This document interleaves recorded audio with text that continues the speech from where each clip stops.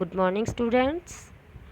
कल हमने पढ़ा था पीछे की वीडियो में संज्ञा क्या है और संज्ञा के कितने भेद हैं। संज्ञा के मुख्य भेद 3 बताए थे और वैसे 5 बता रखे हैं, लेकिन समुदाय और द्रव्यवाचक बताए थे मैंने आपको। जातिवाचक में ही ये गिने जाते हैं अब, इसलिए संज्ञा के मुख्य भेद होते हैं सिर्फ 3, व्यक्तिवाचक, जातिवाचक और भाववाचक। व्यक्तिवाचक का मैंने आपको बता दिया था, जब किसी विशेष व्यक्ति प्राणी का बोध होता है, व्यक्ति प्राणी स्थान इनका बोध हो तो वो जातिवाचक। आगे हम पढ़ेंगे अब व्यक्तिवाचक संज्ञा होती है वो। अब आगे हम पढ़ रहे हैं जातिवाचक संज्ञा।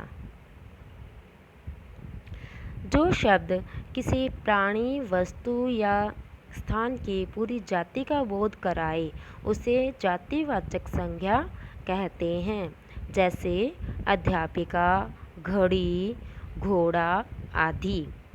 अब आपको देखिए, आपने व्यक्तिवाचक संज्ञा पढ़ी तो उसमें पढ़ा कि कोई विशेष व्यक्ति होता है, कोई स्पेशल विशेष व्यक्ति होता है, जैसे कोई व्यक्ति हो गई या कोई विशेष वस्तु हो गया या कोई विशेष स्थान हो गया, विशेष कोई प्राणी हो गया। विशेष में अगर किसी का नाम आ जाए तो वह क्या कहलाता है?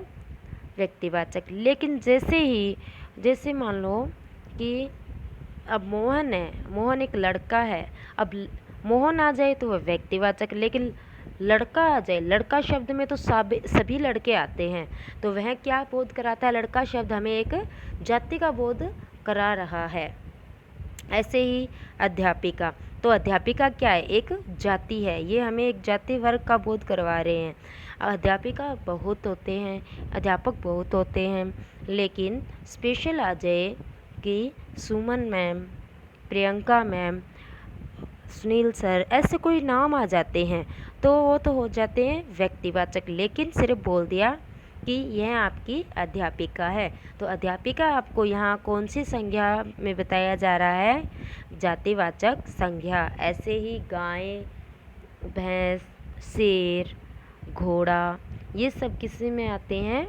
जैसे पेड़, अगर आ जाए कि नीम का पेड़ तो विशेष पेड़ हो गया तो व्यक्तिवाचक, लेकिन बताया सिर्फ पेड़, बताया सिर्फ फूल, चिड़िया, तो ये सब किस में आते हैं? जातिवाचक संज्ञा में। ये आपको पहचानने के तरीके हैं कि जब एक ही जाति या एक ही वर्ग के व्यक्ति या समूह का बोध हमें करवाया जाता है तो वहाँ हमें कौन सी संज्ञा होती है? कैसे? वहाँ होती है जातिवाचक संज्ञा। जैसे आपको उदाहरण बता ही रखे हैं, जैसे लड़का, पुस्तक, नदी, गांव, शहर, पर्वत, नदी और सागर, अगर ये सभी संपूर्ण जाति का जब बोध करवा रहे हैं तो वो जातिवाचक संज्ञा होती है। इन नामों से हमें पता चलता है कि ये जातिवाचक संज्ञा है। आगे हम पढ़ेंगे भाववाचक संज्ञा। भाववाचक संज्ञा में देखिए, जो शब्द किसी व्यक्ति या वस्तु की स्थिति, अवस्था, गुण, दशा, भाव आदि का बोध कराए उसे भाववाचक संज्ञा कहते हैं, जैसे प्यार, बचपन, बुढ़ापा आदि। जो शब्द किसी व्यक्ति या वस्तु की स्थिति या अवस्था, व्यक्ति या वस्तु की स्थिति या अवस्था, तो व्यक्ति की स्थिति जैसे बचपन, बुढ़ापा, और भाव जैसे प्यार, करुणा, शर्म, गुस्सा, और जैसे ये स्थिति और अवस्था तो एक ही होगी ना, बचपन, बुढ़ापा, जवानी, और इसमें जैसे और देखो मानवता, दुख, करुणा, शर्म, मिठास, खुशी, मित्रता, ये सब क्या है? भाववाचक संज्ञाएं।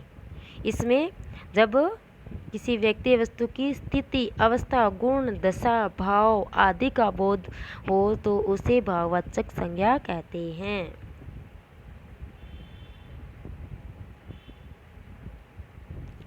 समझ गए होंगे आप भाववाचक संज्ञा किसे कहते हैं?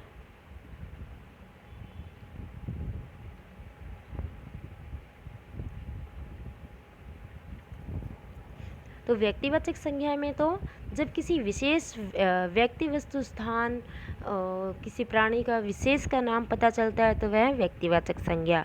लेकिन जब किसी संपूर्ण जाति वस्तु स्थान की पूरी जाति का बोध होता है, पूरी की पूरी जाति का बोध होता है तो जातिवाचक।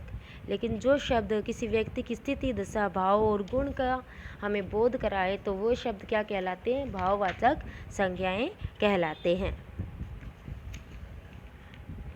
आगे देखिए, जो शब्द व्यक्तियों अथवा वस्तुओं के समूह का बोध कराए उसे समुदायवाचक संज्ञा कहते हैं।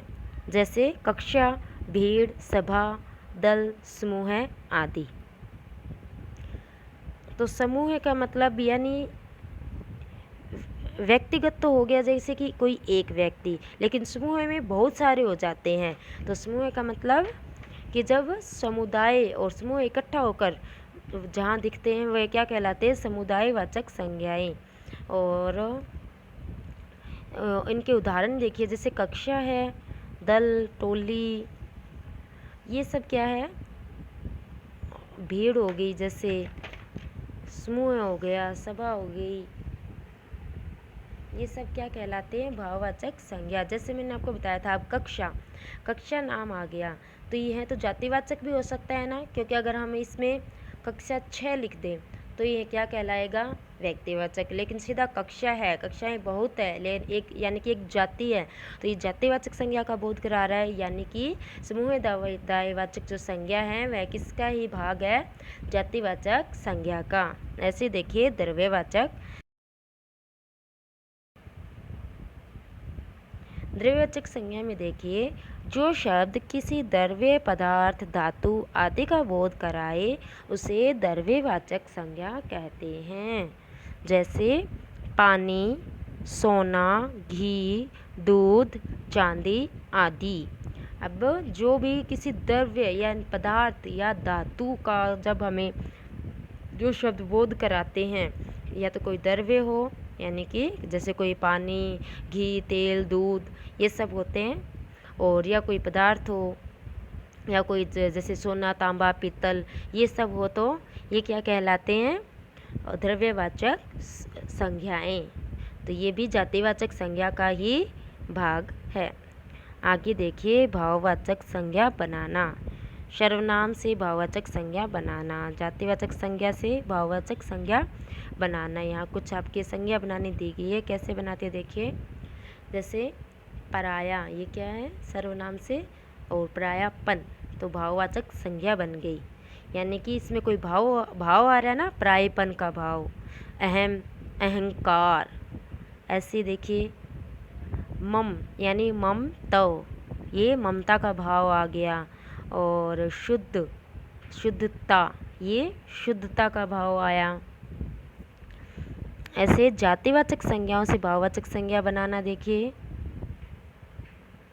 नारी, नारीत्व, मनुष्य, मनुष्यता, पशु, पशुता, यानी कि किसी में मनुष्य कोई मनुष्यता दिखाता है, कोई नारीत्व दिखाती हैं, कोई ऐसा आचरण करता है जैसे पशुता का, तो ये सब क्या है?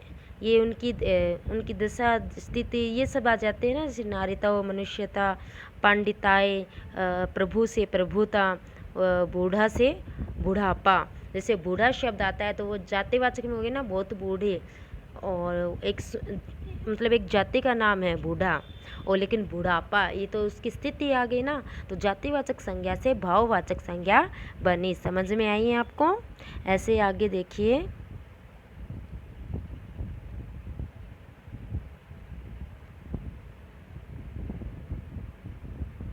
क्रिया से भाववाचक संज्ञा बनाना।